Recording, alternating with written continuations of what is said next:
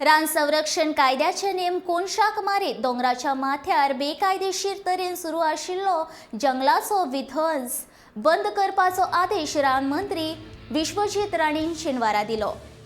या प्रकरणात घुसपिल्ल्या सगळ्या गुन्यांवकारां आड खर कारवाय करची अशी सुचोवणी ताणें रान खात्याच्या अधिकाऱ्यांक दिल्या। वाघेरी मोठ्या प्रमाणात जंगल कापपाचे प्रकार सुरू आसा। हे खातीर रान खात्यान कसल्याच तरेचो परवानो दिवंक ना, तशेंच ह्या कामा खातीर संदूय घेतिल्ली ना।